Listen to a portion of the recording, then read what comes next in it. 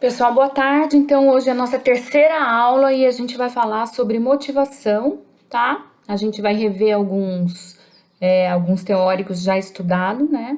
Acredito que por todos vocês, principalmente porque a gente é da área de gestão. E a gente vai agora perceber esses teóricos divididos, tá? Entre duas alas, né? Aqueles que fazem uma teoria de motivação baseada em conteúdo e aqueles que trabalham as teorias da motivação baseadas em ideais relacionados ao processo. E aí, então, a gente, sabendo, né, que existem teorias de conteúdo e teorias de processo, a gente não pode deixar de lado que quando a gente estuda motivação, tem aquele lado mais idealístico, né, que a motivação é uma força interna, que a motivação ela se encontra dentro de cada um de nós, que a motivação ela acaba nascendo dos nossos desejos, né? Mas é importante também que a gente saiba que a motivação dentro dessas teorias que a gente estuda, ela é algo, né, que move o indivíduo para uma determinada direção, tá? A motivação faz com que o indivíduo, faz com que a pessoa, faz com que o colaborador haja de determinada maneira para atingir algo que é importante para ele, para alcançar uma causa que ele mesmo defende, né? A motivação, né? Ela é, dentro do ambiente organizacional, considerada indispensável para que os próprios colaboradores executem o seu trabalho, executem as suas atribuições da forma mais satisfatória possível, para alcançar aqueles objetivos que a gente vem falando constantemente desde a primeira aula. Então, o que a gente precisa guardar? Que a motivação, que o conceito de motivação acaba abordando, né, a compreensão acerca de quais motivos direcionam para uma ação. Por que aquela ação e não aquela ação, tá? Conforme Chiavenato, a motivação procura explicar por que as pessoas se comportam para alcançar, para satisfazer determinada necessidade, né? Então, a motivação é um fenômeno individual, né? Geralmente descrita como intencional, assume diversas características e ela é estudada principalmente para a gente compreender o comportamento humano na organização. Bom, então como a gente já tinha trabalhado, né, no slide anterior, a gente entendeu que a motivação nasce das necessidades, né, e do desejo das pessoas de serem atendidas, de serem satisfeitas, tá? Então, a primeira teoria que conduz, né, a motivação é conhecida como teoria de processo, né? Porque essas teorias, elas buscam explicar a forma pela qual se dá a motivação, ou seja, qual é o processo de motivação. Então, as teorias de processo de motivação, elas buscam explicar o como acontece a motivação, né? Então, as mais conhecidas teorias de processos são expectativa de Vroom, equidade de Adams e reforço de Skinner, né? Então, para resumir, as teorias de processo buscam explicar como ocorre a motivação.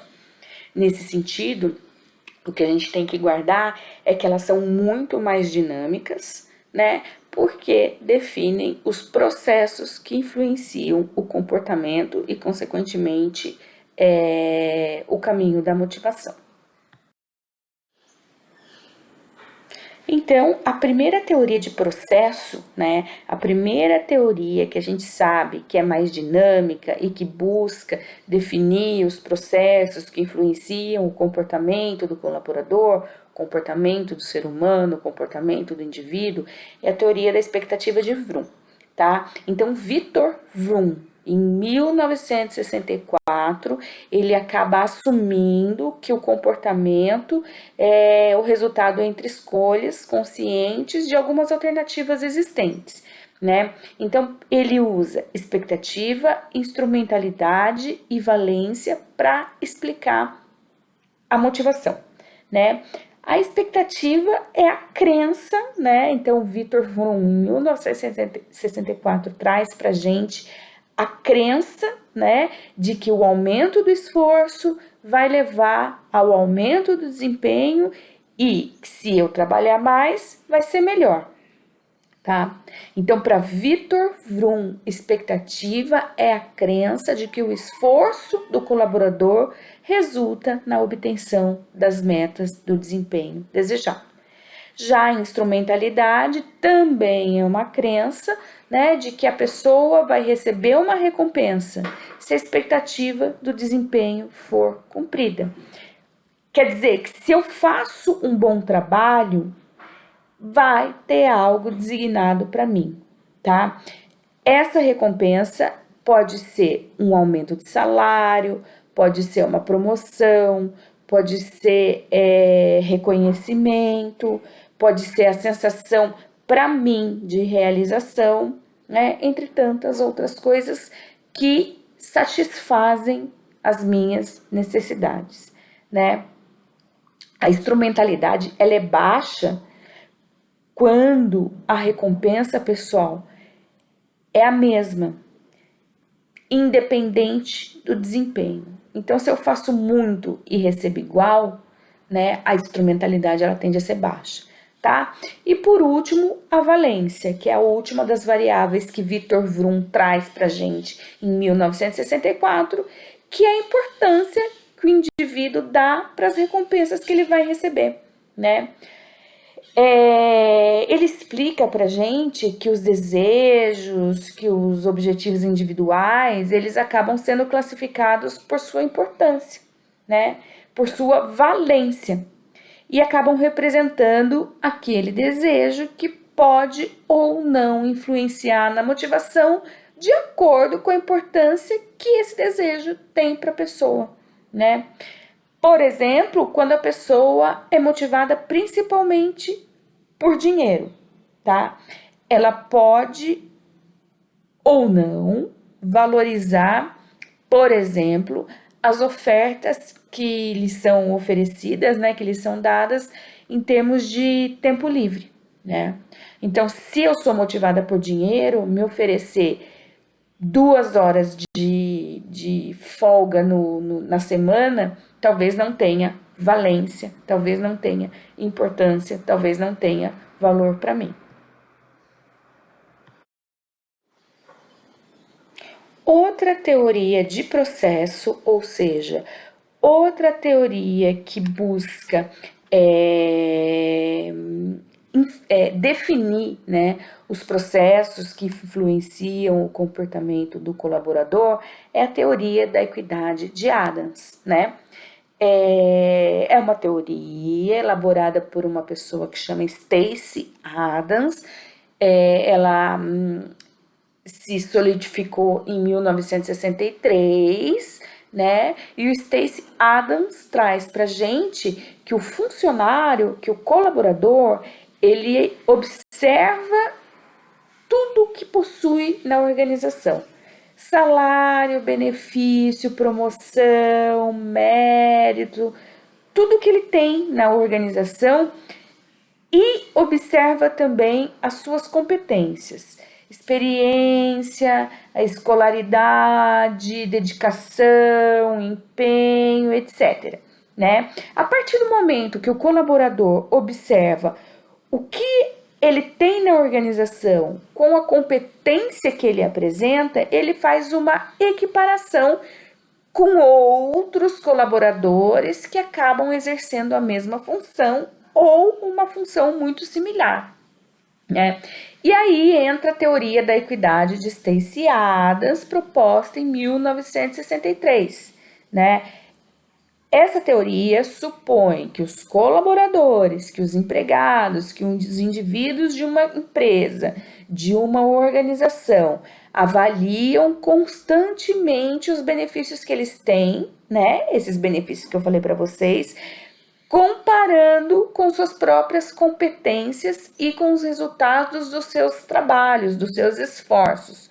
Quando os colaboradores realizam essa avaliação, né, e acabam equiparando seus benefícios e competências e resultados com os dos seus colegas, né, principalmente aqueles que desempenham funções similares às suas, né, eles percebem se estão em nível de igualdade em termos de benefícios e competências, né?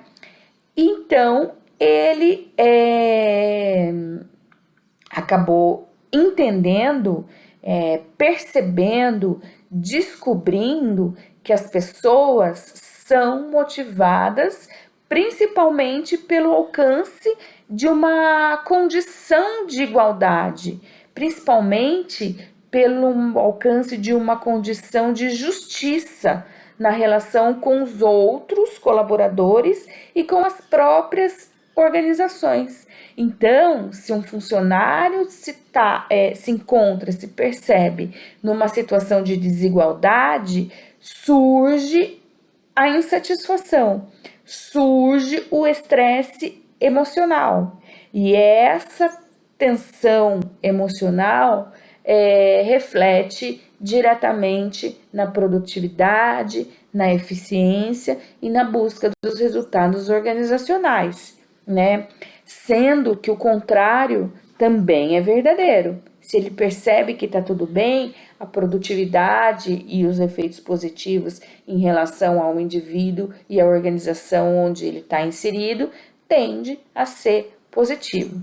Então, a teoria da equidade na prática é a comparação, tá? Se eles comparam as competências que ele tem, né, com o conteúdo do trabalho ofertado, se o resultado é equidade, ele está motivado. Se o resultado é inequidade, né, existe vários processos aí, vários resultados ruins, né, brigas, desistência do trabalho, queda na produtividade, que não é saudável para o ambiente organizacional. Outra teoria de processo bastante conhecida é a teoria do reforço de Skinner, tá? Bom, Skinner, ele acaba afirmando que o reforço condiciona o comportamento do indivíduo, tá? Sendo que o comportamento do indivíduo acaba sendo determinado por algumas experiências negativas ou positivas.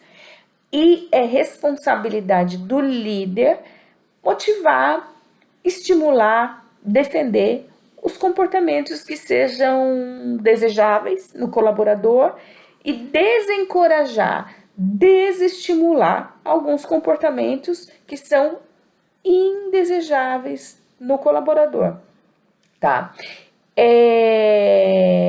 Encorajar ou desencorajar comportamento acaba acontecendo por meio de estímulos. Esses estímulos podem ser positivos ou esses estímulos podem ser negativos, tá? A teoria de reforço de Skinner acaba pressupondo pra gente, acaba mostrando pra gente que a motivação, ela vem de estímulos externos, né? E é essa motivação que vem de estímulos externos que dá para moldar o comportamento do indivíduo, que dá para moldar o comportamento do colaborador, né? A ideia central dessa teoria do reforço, tá, de Skinner, é que a pessoa, ela acaba sendo movida por incentivos externos onde comportamentos que geram resultados positivos são mantidos e comportamentos que geram resultados negativos são evitados, né? Então, os estímulos positivos, na teoria de reforço de Skinner, acabam fortalecendo o comportamento. E os estímulos negativos, na teoria de reforço de Skinner, acabam desestimulando o comportamento indesejado. É como dar um biscoito para o cachorro para ele poder tocar a campainha, por exemplo, né? Se toda vez que você dá um biscoito, ele toca a campainha, esse cachorro está sendo motivado por um estímulo externo, né? Gerando um resultado positivo, que é apertar a campainha e a porta abre, ele consegue entrar na casa, tá? Então, estímulos positivos tendem a fortalecer o comportamento.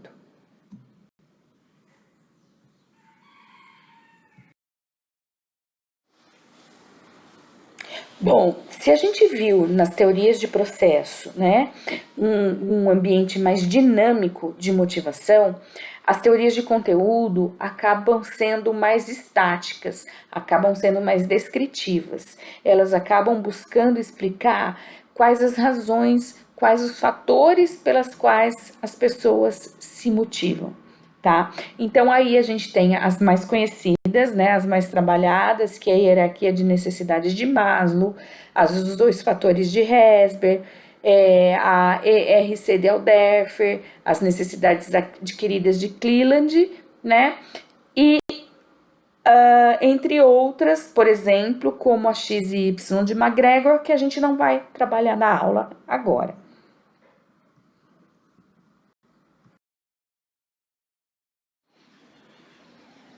Bom, dentre as teorias de conteúdo, né, como eu já disse no slide anterior, aquelas mais estáticas, mais descritivas, a mais conhecida é a teoria sobre a hierarquia das necessidades de Maslow, tá? Ele é muito conhecido porque ele conseguiu navegar entre a psicologia e entre as ciências empresariais, sempre tentando explicar o porquê do comportamento, né, o que motiva o comportamento humano, né? Então, por que é importante a teoria? Porque é uma teoria clara, é uma teoria coerente, é uma teoria funcional, tá? E porque também ela acaba sendo baseada nas suas próprias experiências, né, que foram acumuladas durante muitos anos de prática clínica, né? Então, Maslow identifica as principais necessidades do ser humano, né? E acaba classificando essas necessidades numa escala ascendente de hierarquização, né? O principal ponto da teoria, né, está focado na suposição que cada tipo de necessidade deve ser satisfeita, pelo menos minimamente satisfeita, antes que os outros níveis sejam buscados na escala proposta, tá? Então, à medida que a necessidade do nível hierárquico inferior vai sendo satisfeita, acabam surgindo outras necessidades preponderantes, né, na categoria imediatamente superior.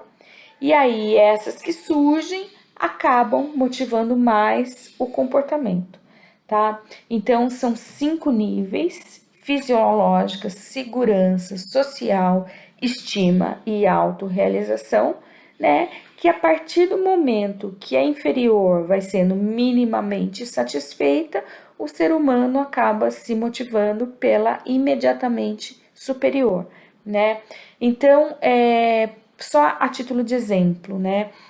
Com relação às necessidades fisiológicas, o que satisfaz a necessidade do ser humano fora do ambiente de trabalho? Comida, água, sexo, sono e repouso. O que satisfaz a necessidade do ser humano com relação às necessidades fisiológicas no ambiente de trabalho.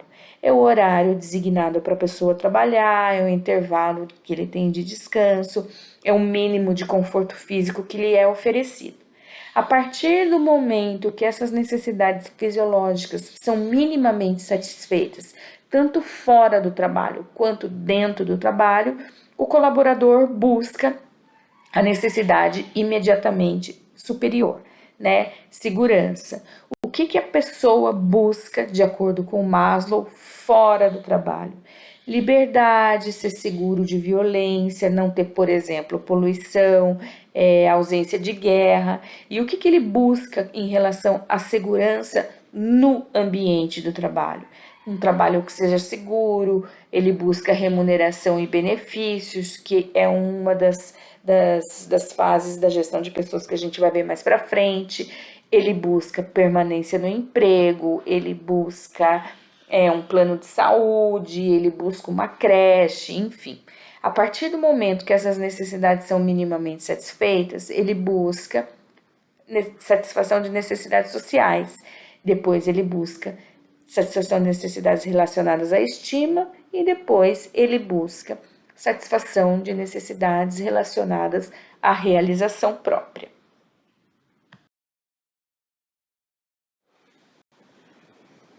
Uma outra teoria de conteúdo bem conhecida, né, bem divulgada entre as teorias motivacionais, é a teoria dos 2 fatores de Frederick Herzberg.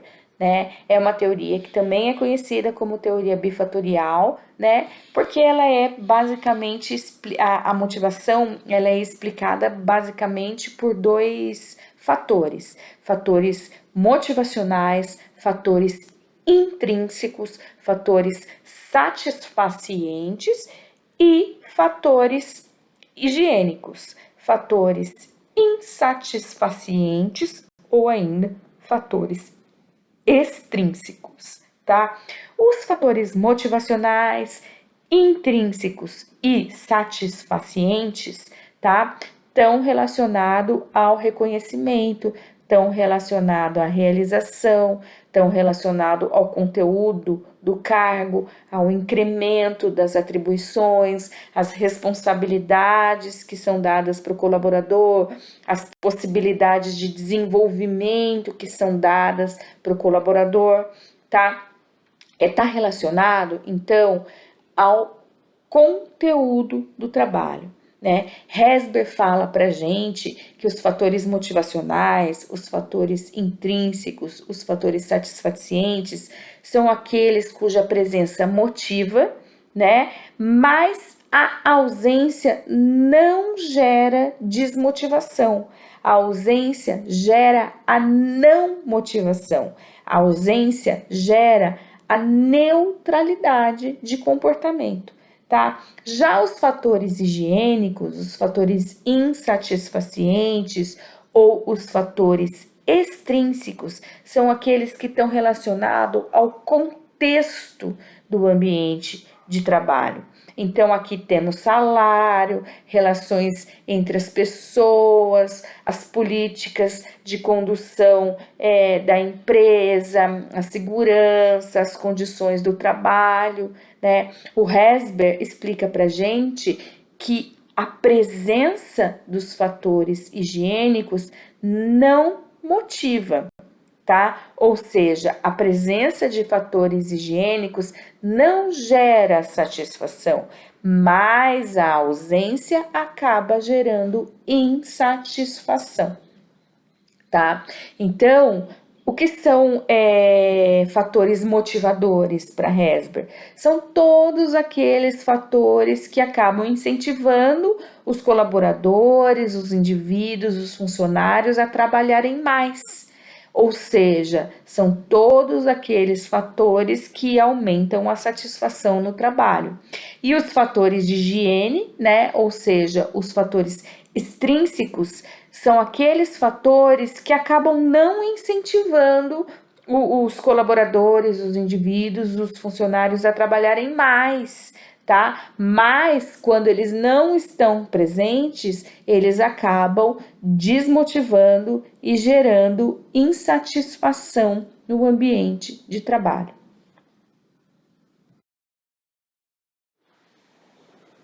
Outra teoria trabalhada, né, dentre as mais conhecidas de conteúdo, mais estáticas e mais descritivas, é a teoria ERC de Clayton Alderfer, tá? E de existência, R de relacionamento e C de crescimento. Em alguns lugares vocês vão encontrar também ERG, tá? Que é Existence, Relationship e Growth, que é crescimento, tá? Então, nos anos 60, aí junto, né, bem mais no finalzinho, um é 63, o outro 64, o Clayton Alderfer, no finalzinho da década de 60, em 1969, né, desenvolveu uma teoria de conteúdo mais estática, mais descritiva, mas que teve um grande impacto no campo da motivação do trabalho, tá? Que é a teoria ERC, que foi derivada bem diretamente das ideias de Maslow e daquele esquema da hierarquia das necessidades, tá? A diferença entre Maslow e Clayton Alderfer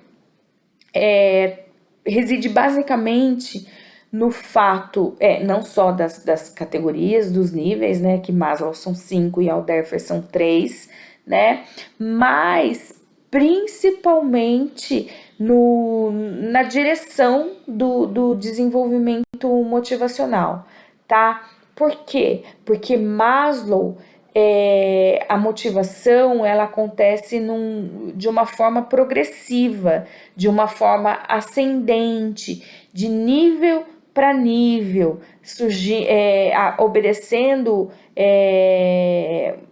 uma categoria nas necessidades da escala, né? E para Clayton Alderfer, esse processo ele acaba podendo acontecer também num sentido regressivo, num sentido descendente, tá? E é exatamente o que ele chama de frustração-regressão, né? Ao contrário do Maslow, tá? Que falava de uma satisfação direta num sentido de progressão, né? Então, para Clayton Alderfer, as pessoas se motivam pela necessidade de existência, as pessoas se motivam pela necessidade de relacionamento e as pessoas se motivam pelas necessidades de crescimento. É como colocar essas três necessidades subdivididas na pirâmide hierárquica das necessidades de Maslow. Bom, por último, dentro das teorias de conteúdo motivacional, né, nós temos a teoria das necessidades adquiridas de David McClelland, tá? Bom, para David McClelland, tá? Existem certas necessidades que são aprendidas e socialmente adquiridas, né? Essas necessidades são classificadas em 3 categorias: realização, afiliação e poder, tá? As pessoas que se motivam através de necessidades de realização, elas apresentam o desejo, por exemplo, de alcançar algo que é mais difícil, elas apresentam a necessidade de ter um padrão de sucesso diferenciado, elas querem sempre dominar tarefas que sejam mais complexas, que exijam superação, tá? As pessoas que apresentam necessidade de afiliação, elas demonstram, né, o desejo de estabelecer relacionamento pessoal que seja mais próximo, de estabelecer amizade mais forte, mais duradoura. Elas apresentam, né, aquele comportamento de estar sempre evitando conflito. E as pessoas que se motivam, né, através da satisfação das necessidades de poder, apresentam um comportamento voltado para o desejo de influenciar, de controlar outros colaboradores, outras pessoas, no seu ambiente de trabalho, de ter autoridade sobre essas pessoas, né? Então, David McClelland traz para gente que quando as necessidades prevalecentes, por exemplo, são aquelas de afiliação, as pessoas elas tendem a se preocupar mais em desenvolver, em manter um relacionamento social do que em melhorar o seu próprio desempenho, né? Porém, por exemplo, quando as necessidades de poder são as que mais prevalecem, né? David McClelland mostra pra gente que os comportamentos mais frequentes nos colaboradores, nos indivíduos, nos funcionários, são aqueles que envolvem o desejo de ser prestigiado, de dominar, de controlar a atitude dos outros, né? Que estão envolvidos no seu ambiente de trabalho, tá? David McClelland mostra pra gente, termina, né? A explanação da sua teoria das necessidades adquiridas, contando pra gente que os indivíduos que têm um alto nível da necessidade de poder são aqueles que estão sempre procurando desempenhar, por exemplo, tarefas de liderança no determinado grupo onde eles estão inseridos, né?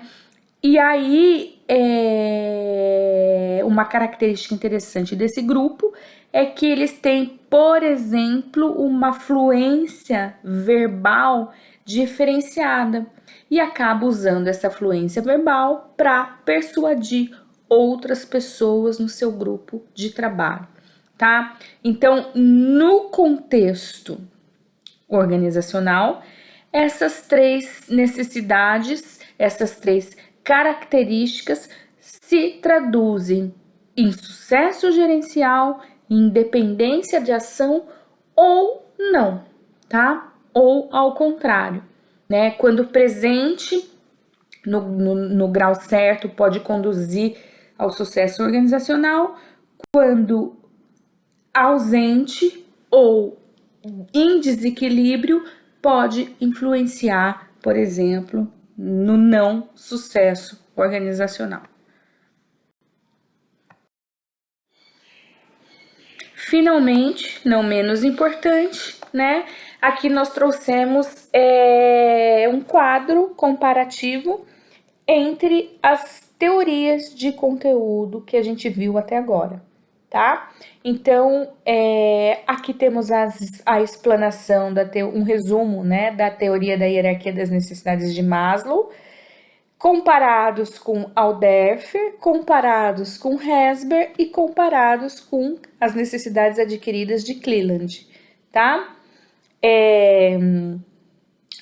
Em resumo, né, para Maslow, as necessidades devem ser alcançadas em ordem hierárquica. Para Alderfer, as necessidades não satisfeitas podem estar em qualquer nível e podem surgir ao mesmo tempo. Para Herzberg, os fatores de manutenção, ou seja, os fatores higiênicos, não motivarão os empregados, não motivarão os colaboradores, e para Cleland, as necessidades de motivação são desenvolvidas por meio da experiência socialmente adquiridas no ambiente de trabalho.